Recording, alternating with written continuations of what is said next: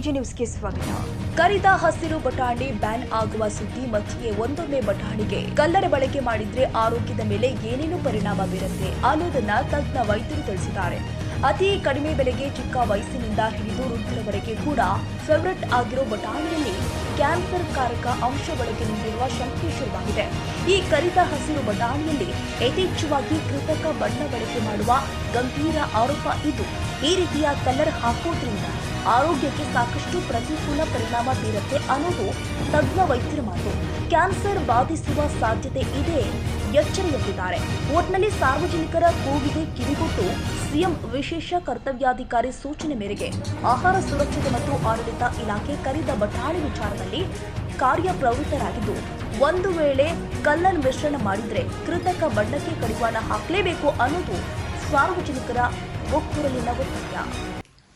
ಎಲ್ರಿಗೂ ನಮಸ್ಕಾರ.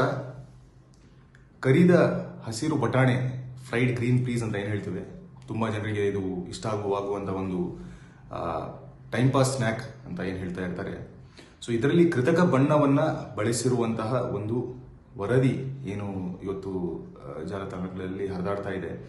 ಸೊ ಇದರ ಬಗ್ಗೆ ನಾನು ಇವತ್ತು ಈ ವಿಡಿಯೋ ಮಾಡ್ತಾ ಇದ್ದೇನೆ. ಸೊ ಇಲ್ಲಿ ಆಹಾರ ಇಲಾಖೆ ಏನಿದೆ, ಸುಮಾರು 70ಕ್ಕಿಂತ ಜಾಸ್ತಿ ಸ್ಯಾಂಪಲ್ಸ್ಗಳನ್ನು ಟೆಸ್ಟ್ ಮಾಡಲಿಕ್ಕೆ ಕಳಿಸಿದೆ. ಯಾಕೆಂದರೆ ಈ ಕೃತಕ ಬಣ್ಣ ಏನು ಬಳಸ್ತಾ ಇದ್ದಾರೆ ಅಥವಾ ಬಳಸಿರುವಂಥ ಒಂದು ಅಂಶ ಏನು ಪತ್ತೆ ಆಗ್ತಾ ಇದೆ ಈ ಫ್ರೈಡ್ ಗ್ರೀನ್ ಪೀಸಲ್ಲಿ ಅಥವಾ ಬಟಾಣಿಯಲ್ಲಿ, ಇದರಿಂದ ಹಲವಾರು ಆರೋಗ್ಯಕ್ಕೆ ಸಂಬಂಧಪಟ್ಟಂಥ ತೊಂದರೆಗಳಾಗುವಂಥ ಸಾಧ್ಯತೆಗಳಿರುತ್ತೆ. ಎಲ್ಲ ಕೃತಕ ಬಣ್ಣಗಳು ಕೂಡ ಕಾರ್ಸಿನೋಜೆನಿಕ್ ಅಂದರೆ ಕ್ಯಾನ್ಸರ್ ಕಾಸಿಂಗ್ ಏಜೆಂಟ್ಸ್ ಅಂತ ಹೇಳ್ತೇವೆ. ಇದರಿಂದ ತುಂಬ ತೊಂದರೆಗಳಾಗ್ಬೋದು, ತುಂಬ ಇನ್ಫ್ಲಮೇಷನ್ಸ್ಗಳು ದೇಹದಲ್ಲಿ ಹೆಚ್ಚಾಗ್ಬೋದು. ಸೊ ಅದರಿಂದ ಈ ರೀತಿ ನಾವು ಮಾಡೋದು ಎಷ್ಟರ ಮಟ್ಟಿಗೆ ಒಳ್ಳೆಯದು ಅಂತ ಖಂಡಿತವಾಗ್ಲೂ ಪ್ರಶ್ನೆ ಮಾಡಬೇಕು. ಅದೇ ರೀತಿ ಎಲ್ಲೆಲ್ಲಿ ಇದನ್ನು ಮಾಡ್ತಾ ಇದ್ದಾರೆ ಅವರಿಗೂ ಕೂಡ ಒಂದು ಸೂಚನೆ ಏನಪ್ಪಾ ಅಂತ ಹೇಳಿದ್ರೆ, ನೀವು ನಾರ್ಮಲ್ ಆಗಿರುವಂತಹ ಒಂದು ಫ್ರೈಡ್ ಪೀಸ್ ಏನಿರುತ್ತೆ ಅದನ್ನು ನೀವು ಕೊಡುವಂಥದ್ದು ಜನರಿಗೆ.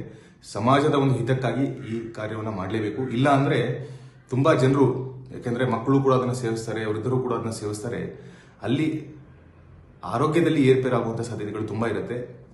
ಇದನ್ನು ನಾವು ಗಮನದಲ್ಲಿ ಇಟ್ಕೊಳ್ಬೇಕು. ಧನ್ಯವಾದಗಳು. ಕನ್ನಡಿಗರ ಮೆಚ್ಚಿನ ನಿಮ್ಮ ಎಜೆ 24/7 ನ್ಯೂಸ್ ಕನ್ನಡ ವಾಹಿನಿ ಇದೀಗ ಟಿವಿಯಲ್ಲಿ ಲಭ್ಯ. ವೇಳೆ ನೋಟಿಸ್ ಕೊಟ್ಟಿದ್ರೆ ವಾಪಸ್ ತಗೋತೀವಿ.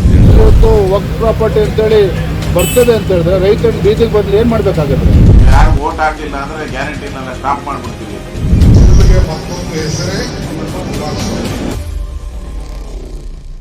ಕರ್ನಾಟಕ ಮತ್ತು ದೇಶ ವಿದೇಶ 360 ಡಿಗ್ರಿ ಸುದ್ದಿ ಹಾಗೂ ಉತ್ತರ ಕರ್ನಾಟಕ, ಬೆಳಗಾವಿ, ಬಾಗಲಕೋಟೆ, ಧಾರವಾಡ, ಹಾವೇರಿ, ಗದಗ, ಬಿಜಾಪುರ ಜಿಲ್ಲೆಯ ಕ್ಷಣ ಕ್ಷಣದ ವಿವರವನ್ನ ಪಡೆಯುವುದಕ್ಕೆ ಎಜೆ 24/7 ನ್ಯೂಸ್ ಕನ್ನಡ ವಾಹಿನಿಯನ್ನ ಲೈಕ್ ಮಾಡಿ, ವಿಡಿಯೋಗಳನ್ನ ಶೇರ್ ಮಾಡಿ, ಕಮೆಂಟ್ ಮಾಡುವ ಮೂಲಕ ನಮ್ಮ ವಾಹಿನಿಗೆ ಸಹಕಾರ ನೀಡಿ ಮತ್ತು ಚಾನೆಲ್ ಅನ್ನ ಸಬ್ಸ್ಕ್ರೈಬ್ ಮಾಡಿ.